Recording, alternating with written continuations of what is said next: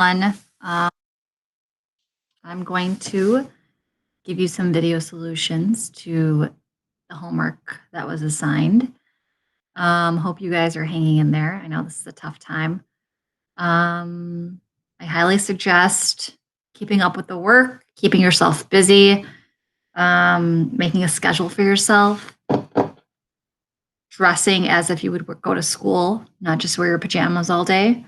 I think that stuff kind of helps. Maybe do a quick workout video on YouTube or something.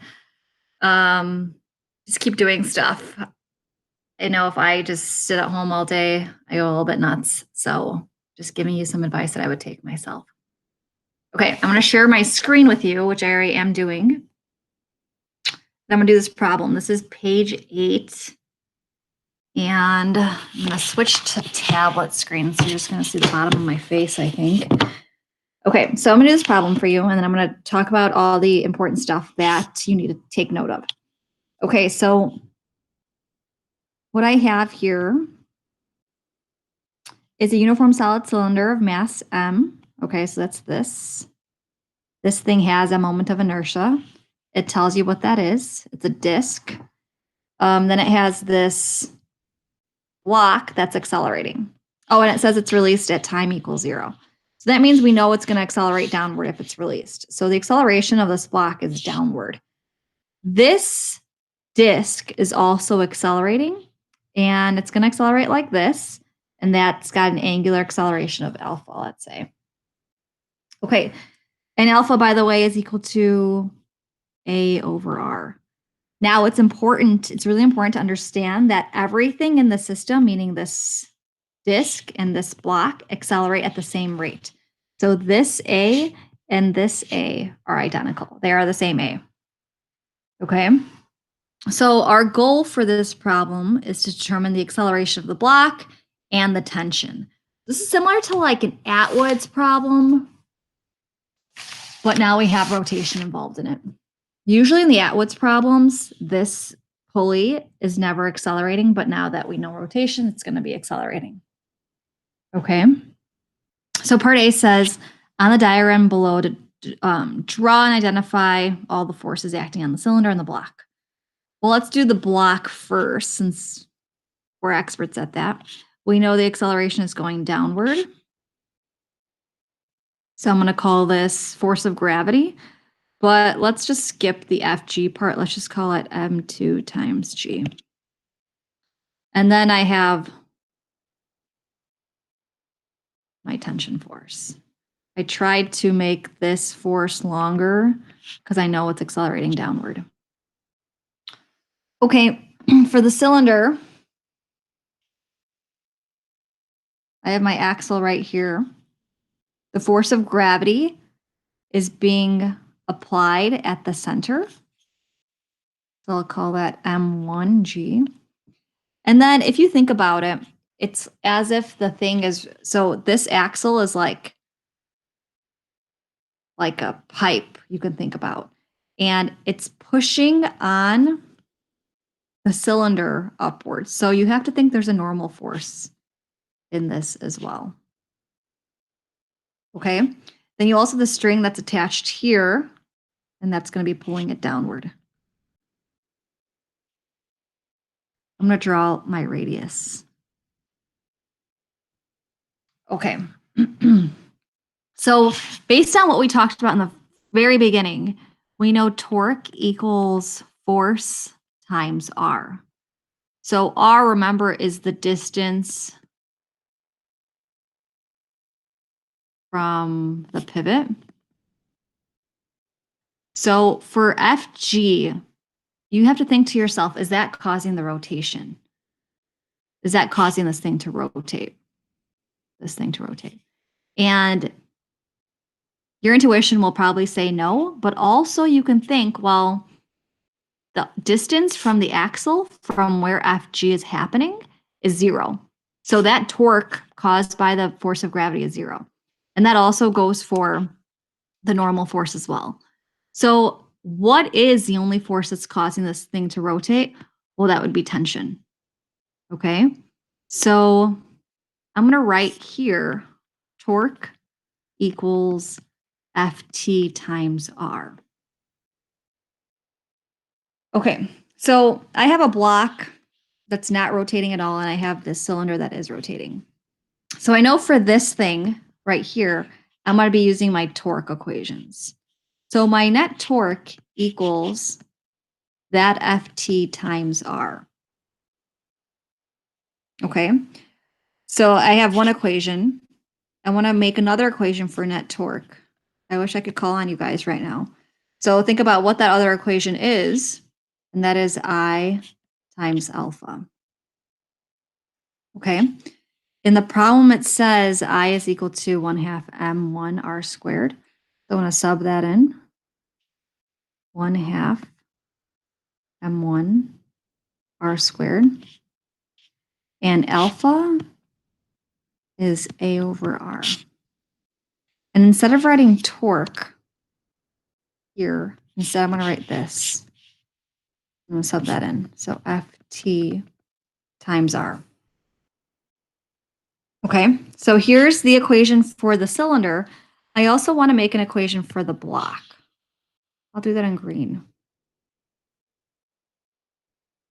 Okay, so this is our basic forces type of thing. So net force equals mass times acceleration, and that mass is m2 times acceleration.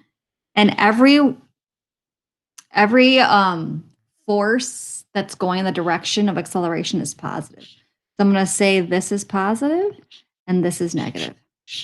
So m2g minus ft. Okay, well, congrats to me. I have 2 unknowns and 2 equations. So I'm going to do some simplifying. I'm solving for acceleration in this case. So I'm going to solve for ft first. So I'm going to simplify this equation over here. Okay. So one of my r's cancels out. So let's do this. I'm going to cancel out one of these r's right here. And then this r cancels out with this r, so I'm going to cancel that out as well. And what I have left is ft equals 1/2 m1 times a.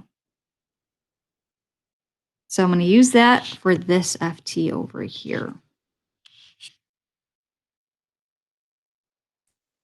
So I have m2 times a equals m2 times g minus, and again, instead of ft, I want to plug in this over here.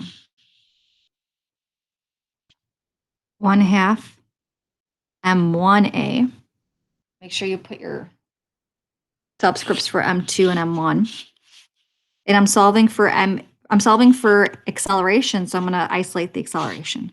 I'm going to add 1/2 m1a. So this goes away, and I am left with a times m2 plus 1/2 m1 equals m2g. I'm going to divide each side by that quantity.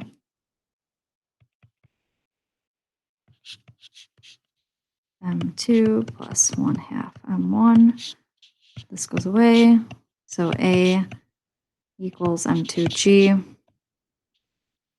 over m2 plus 1/2 m1. I know I always say don't put a fraction in a fraction, but you guys can simplify that if you want.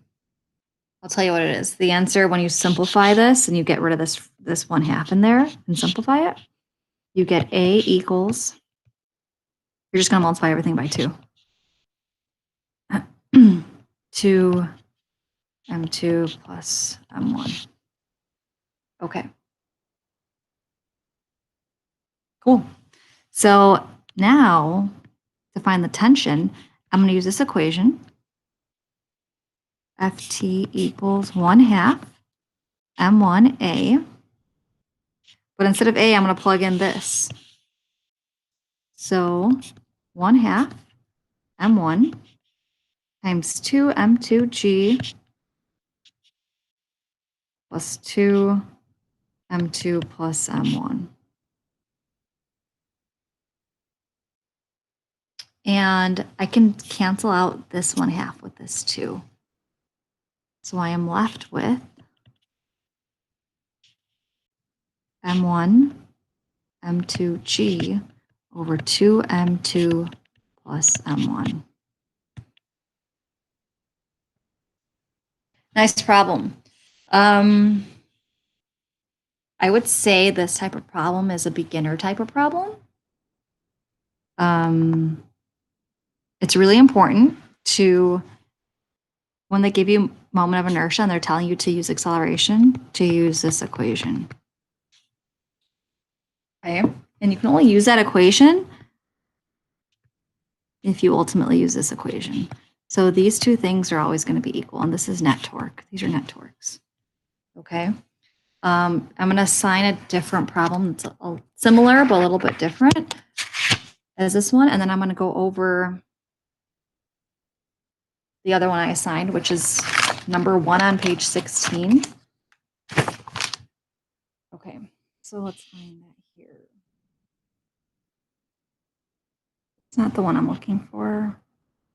What am I looking for?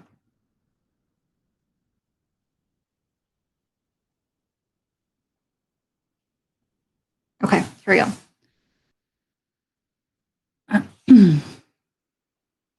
A 0.3 kilogram, 1 meter long rod. Okay, so already I know that this rod is going to have a moment of inertia.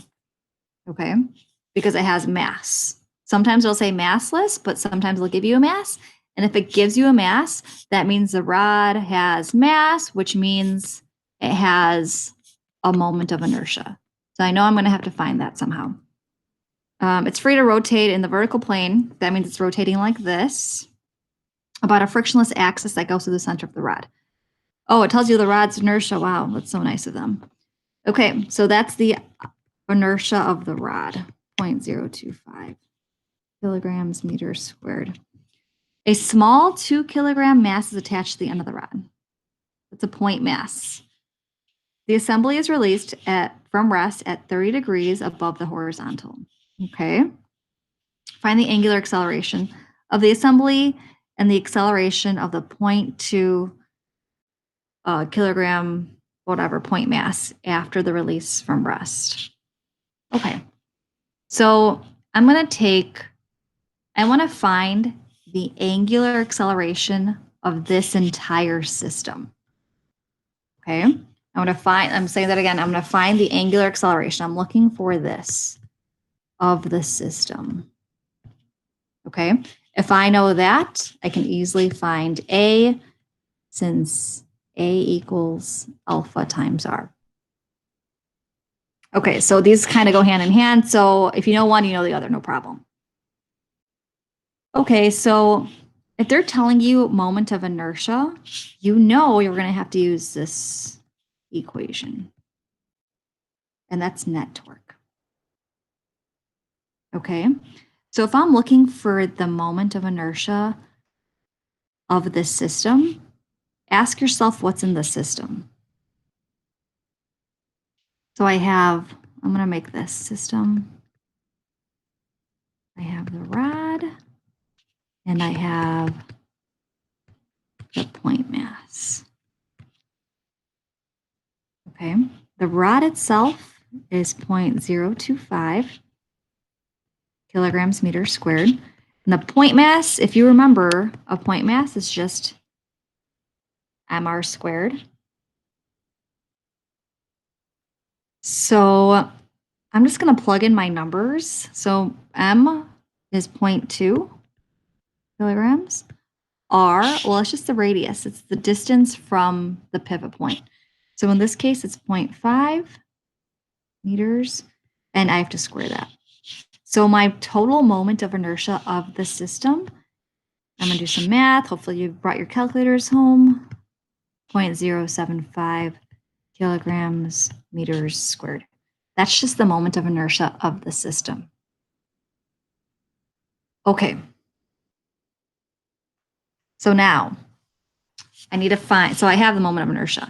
I know I'm going to be able to use this equation to find alpha. But I first need to know the net torque. So this is one of your equations for net torque. And again, I'm going to use this equation for net torque. Torque equals force perpendicular times R. Okay, so I'm going to draw a little side picture here of what's happening here. I don't know where I should draw it.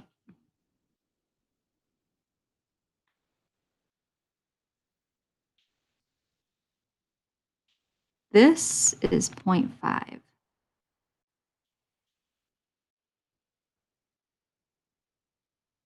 I'm going to make a triangle, 30 degrees. And I'm going to say this is 60 degrees. Okay, so if this is R,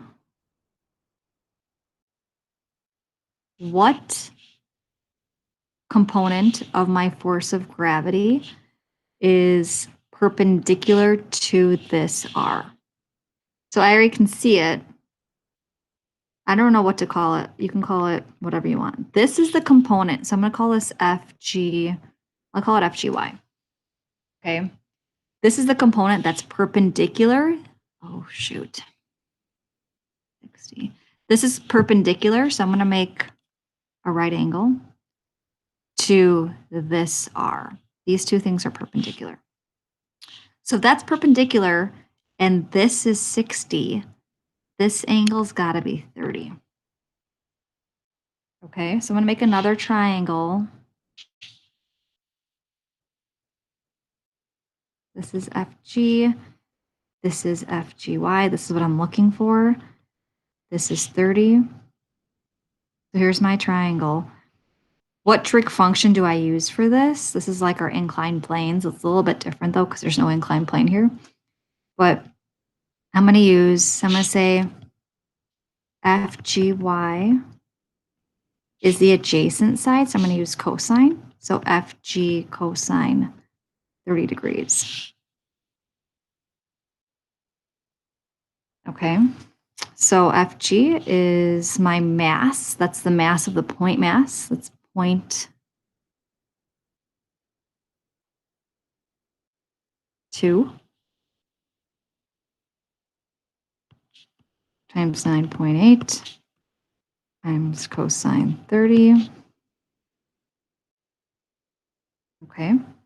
So that is my FGY. So to find this torque over here, I'm going to say net torque. And you have to understand that that's the only thing causing the torque.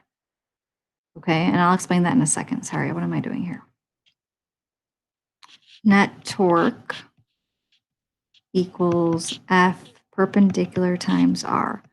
And that F perpendicular is that FGY that you just found right here times that R. And that R was 0.5 meters. Okay. Now, there's also the force of gravity of the rod itself right here, but that's happening at the axis or the pivot point. So that R is equal to 0. Okay.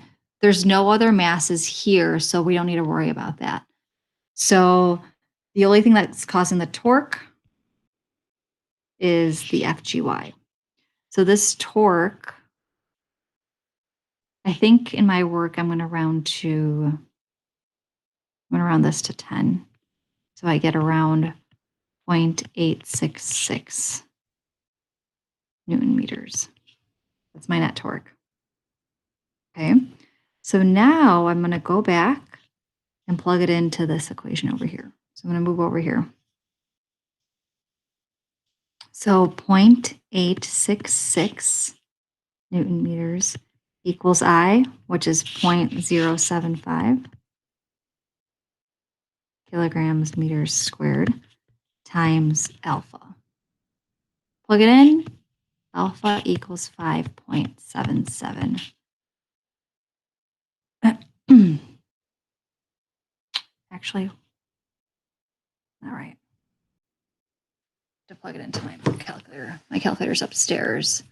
So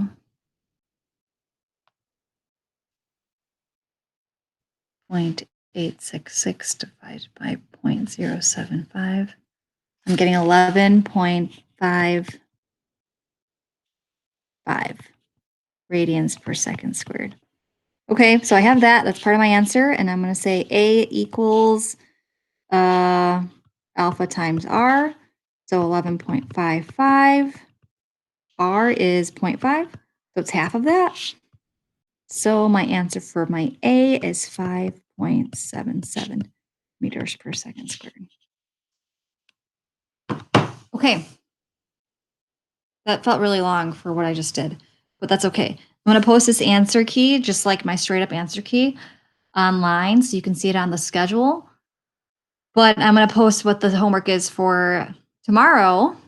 And I might do a Google Meet like this live. So if you guys have questions on the spot, I can answer them on the spot as long as everything works out here. You can't even see me. Okay, well, bye. See you later.